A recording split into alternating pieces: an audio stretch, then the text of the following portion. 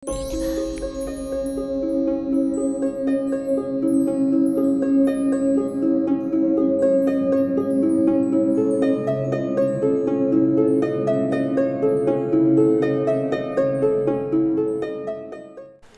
datang dan selamat malam. Kembali lagi di Narator dari Rumah Indonesia menjumpai kalian untuk membacakan sebuah cerita horor. Dan malam hari ini kita akan melanjutkan pengalamannya Mas Reza ketika dia nginep di sebuah villa di Semarang. Jadi Reza dan keluarganya ini menginap di Villa PA Semarang ketika keluarga besar mereka menghadiri acara pernikahan saudaranya. Sekitar jam 1 malam, ketika Reza ngegame, dia mendengar suara ketawa dari jendela yang dibiarkan terbuka. Dan ketika dilihat, ada sesosok kuntilanak yang sedang duduk sambil mengayunkan kaki di sebuah pohon. Nah, saya akan melanjutkan ceritanya dengan sudut pandang Mas Reza. Oke sobat RI semuanya, inilah dia Pocong Villa Semarang. Setelah aku melihat sosok kunti di pohon tadi, aku langsung pindah karena aku malas untuk berhadapan, apalagi berinteraksi dengannya. Masih di ruang tamu atau ruang TV, aku memutuskan untuk pindah tempat. Yang tadinya aku duduk dekat jendela, sekarang aku sudah cukup jauh dari tempat tersebut. Dan untungnya ruang tamu ini memang lega dan luas. Sebenarnya di ruang TV ini aku tidak sendiri. Aku duduk di dekat kamar mandi, sedangkan di sudut yang lain ada omku yang tengah tertidur. Jujur, aku juga ingin tidur di sini, tapi mataku ini susah sekali terpejam. Tentunya ini gara-gara aku tidur cukup lama sehabis maghrib tadi. Aku kembali memaksakan diri untuk tidur, namun mata ini susah terlelap. Lebih lagi, setiap coba tidur, muncul berbagai pikiran buruk dan aku jadi gelisah.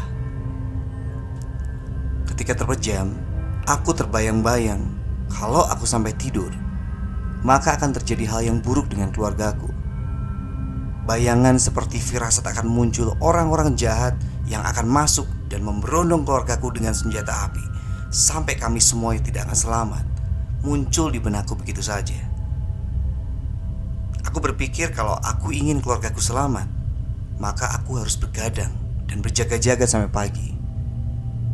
Supaya misi begadangku ini sukses, maka aku minta tolong dengan temanku buat chattingan dengan aku di WA. Untungnya temanku mau. Pukul 2 dini hari, kondisi kamar mandi yang terbuka membuatku jadi paranoid. Aku ingin segera menutup pintu kamar mandi, ya karena aku takut akan ada sosok yang ngintip di ruangan itu.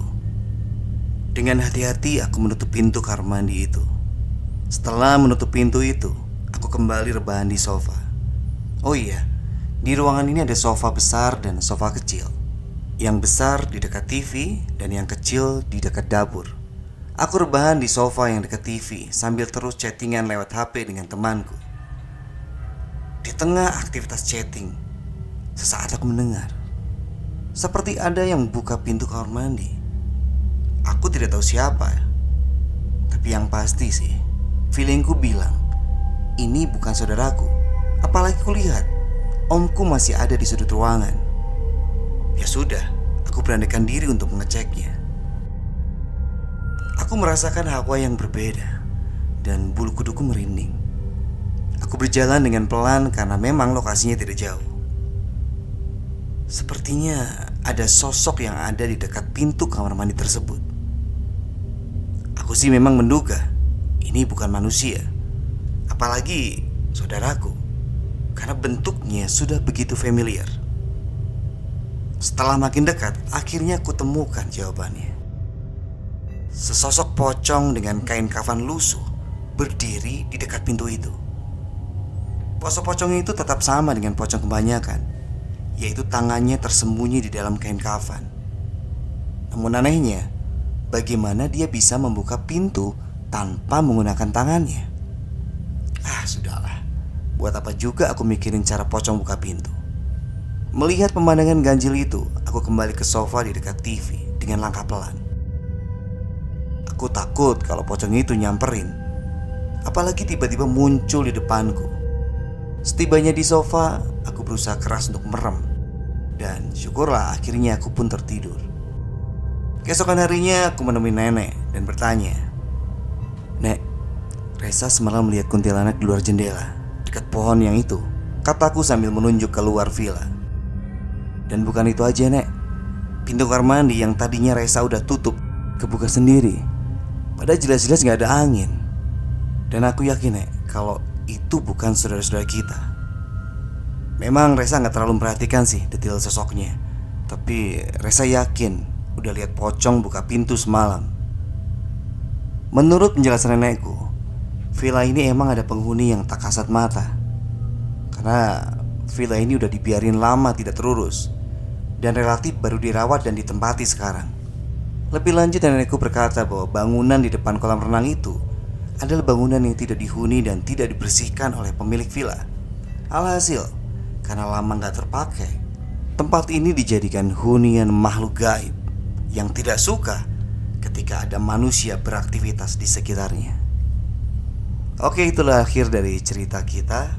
Satu hal yang bisa dipelajari adalah bagaimana kita harus merawat dan menjaga bangunan-bangunan yang mungkin kita miliki, tapi saat ini mungkin masih kosong dan belum digunakan, supaya bersih selain juga karena kesehatan, supaya tidak ada penghuni-penghuni yang tidak diinginkan untuk tinggal di dalamnya. Kalau kalian punya cerita horor atau pengalaman mistis, kirim saja ke denny.tristanto1104@gmail.com. Semoga kalian terhibur dengan cerita tadi. Sampai ketemu di cerita berikutnya. Selamat malam, selamat beristirahat.